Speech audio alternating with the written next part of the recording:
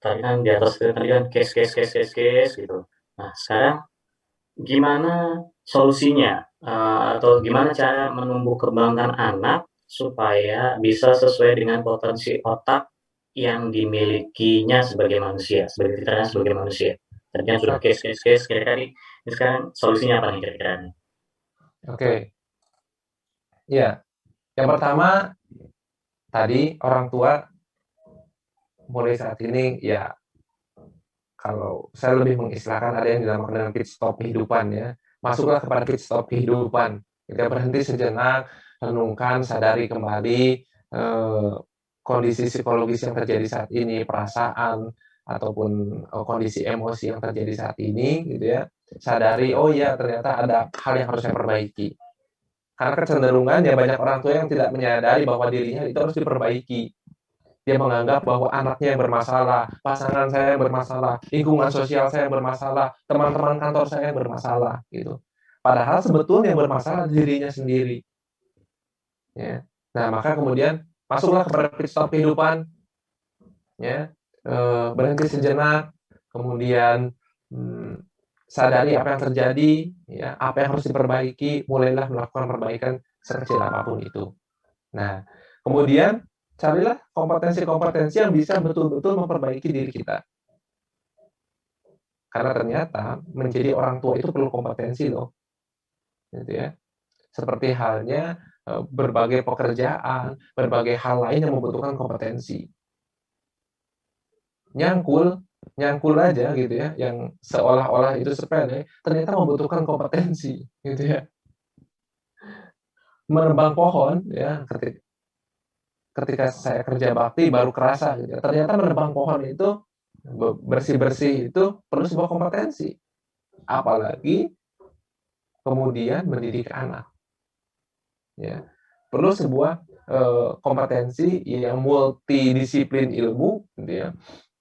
Di mana eh, kita perlu segala hal, kemampuan, keterampilan, pengetahuan, teknik, dan cara untuk menyelesaikan berbagai tantangan dari permasalahan-permasalahan yang akan dihadapi oleh anak-anak kita, oleh kita sendiri terhadap anak-anak kita. Gitu. Nah, jadi yang pertama tadi masuk pit stop kehidupan, kemudian eh, cari kompetensi yang akan menunjang perbaikan diri kita, gitu ya. Eh, ketika kita akan berhadapan dengan berbagai tantangan-tantangan dalam dunia pengasuhan, gitu bro. Nah, kemudian juga kita perlu memahami bahwa struktur ataupun komponen potensi yang paling besar dalam diri manusia itu adalah otak. Maka ketika kita memperlakukan anak kita harus sesuai dengan prinsip-prinsip yang sesuai dengan ilmu-ilmu teknologi atau potensi pikiran itu sendiri.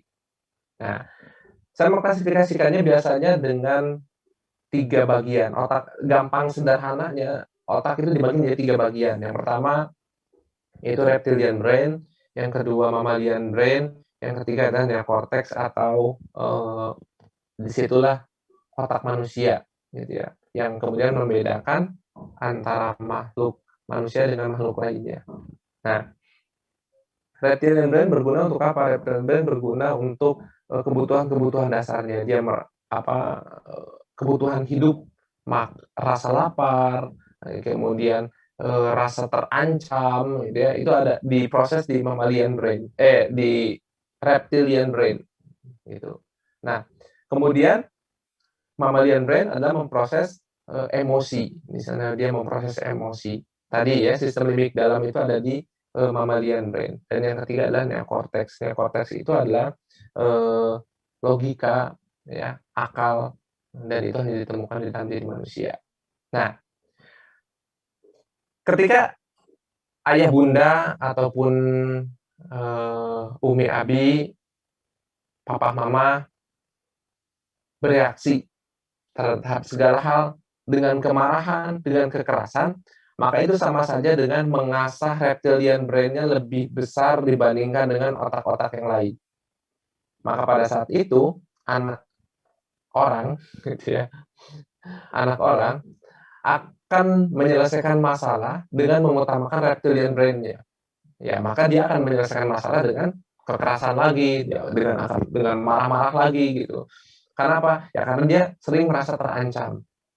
Jadi otot-otot reptilian brain-nya lebih besar dibandingkan dengan otot-otot otak-otak yang lain gitu ya. Saya mengistilahkan otot gitu ya, karena otak pun perlu dilatih dan dibiasakan gitu, seperti otot gitu ya. Saya mengistilahkannya dengan istilah otot. Nah, kemudian yang kedua itu adalah emosi. Bagaimana kita bisa pandai-pandai mempengaruhi emosi anak, gitu ya. Dan yang ketiga adalah neokorteks. Bagaimana kita bisa merangsang pemikiran-pemikiran agar kemudian anak ini bisa menyelesaikan masalah dengan neokorteksnya sebetulnya. Contoh misalnya ya, siapa manusia yang paling sempurna? Maka kita pasti akan merujuk kepada Rasulullah SAW. Ya. Nah, Rasulullah SAW selalu menyelesaikan masalah dengan apa? Dengan neokorteksnya. Dia dilempar gitu ya, dilempar. Dia berpikir dulu gitu ya, dilempar. Ini urusan pribadi atau urusan agama gitu ya. Kalau dia dilempar karena urusan pribadi, ya udahlah, nggak usah dilayanin, kita maafkan saja. Nah, gitu kan ya. Karena dia berpikir dengan neokorteks. Tapi kalau kemudian yang dihina, yang diserang adalah agama, maka dia harus marah. Kenapa dia harus marah? Karena itu adalah perintah. Nah, kembali lagi kepada neokorteks. Jadi marahnya Rasulullah itu bukan karena reptilian brain. Marahnya Rasulullah itu karena neokorteks, karena ada perintah untuk marah.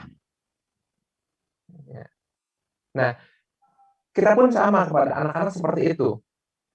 Kapan kita harus bersikap ramah? Kapan kita harus bersikap tegas? Ya, tegas itu bukan berarti keras. Ya. Nah, ketegasan kita pun bukan karena contoh misalnya seperti ini ya. Nah, belajar nggak diturutin gitu ya. Nah, belajar. Kita marah itu apakah karena merasa ego kita sebagai orang tua tidak diturutin, atau karena kita berkewajiban untuk membimbing dia untuk belajar? Hati-hati, ini tipis.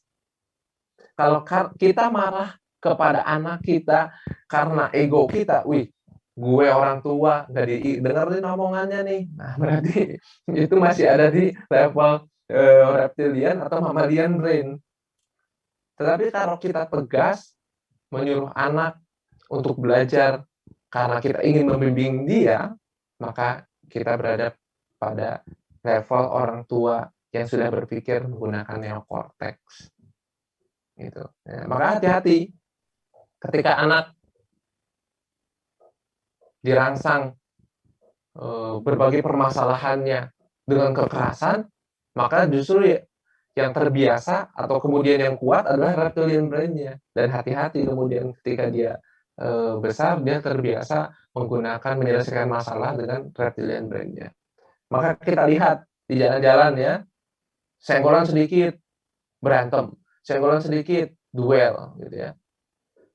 Saya sempat senggolan mobil 2 kali ya. Dan alhamdulillah ya kita bicara baik-baik, tidak ada yang marah-marah sama sekali. Dua-duanya saling menyadari, dua-duanya saling bertanggung jawab gitu ya. Mudah-mudahan itu merupakan bagian bahwa kita diamanati memiliki neokorteks, maka kita menyelesaikan masalah dengan neokorteks kita. Gitu, Bro.